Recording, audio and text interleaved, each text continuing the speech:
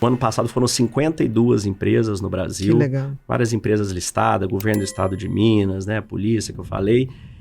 E os resultados, Bia, têm sido fantásticos.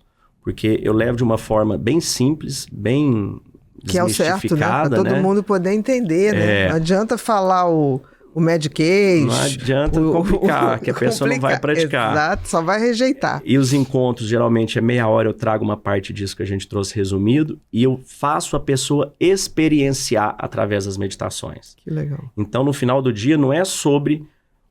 Você pode concordar comigo ou não no que eu estou falando, mas a hora que eu te conduzir na meditação e você experienciar aquilo, é sobre você sentir, aí é sobre você com você. Exatamente. Eu sou só o guia que aponta o caminho. Então, o meu objetivo é fazer isso. E a gente tem visto resultados fantásticos de aumento de performance em venda, mais engajamento, menor turnover. A conexão da cultura na empresa é fantástica.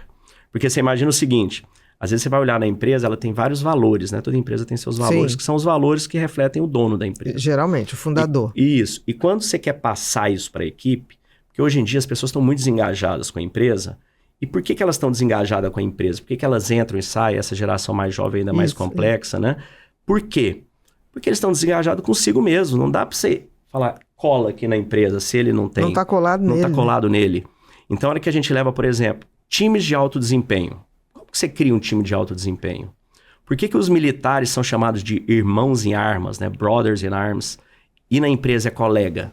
Você não quer ter uma empresa de alto desempenho, um grupo? Como é que você faz isso? E o segredo está numa palavra que é a intencionalidade.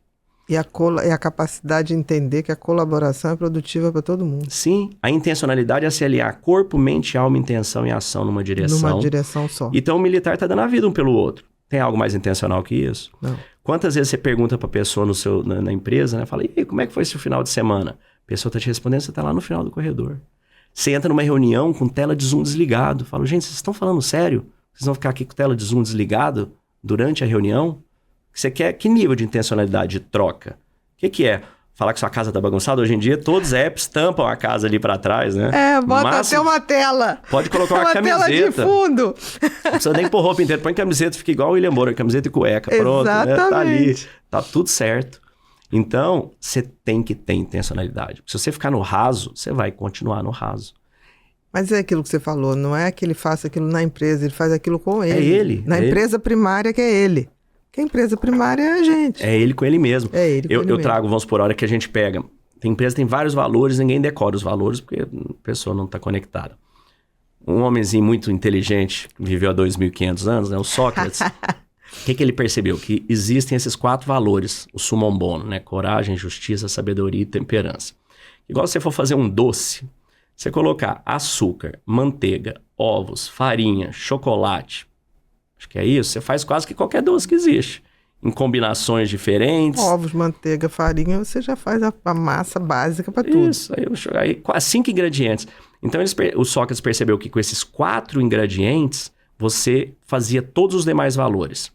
Então, se você vai pegar valor da inovação na sua empresa. Bom, para você inovar, você precisa ter coragem, é sair do antigo e para o novo.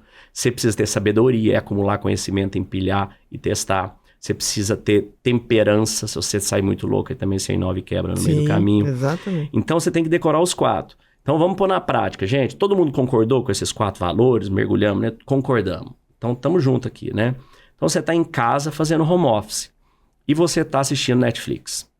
Você está sendo justo com a empresa que está te pagando? Você não está sendo justo com você mesmo, para começar. Não está com você, não está com a empresa, não está com o cliente, não está com seus colegas, não está com a sua família. Você não está tendo coragem, você está sendo covarde. Então, quando a gente percebe... Está fingindo que está trabalhando. Mentindo. Aí você começa a perceber que valores e virtudes não é aquilo que você faz quando alguém está olhando.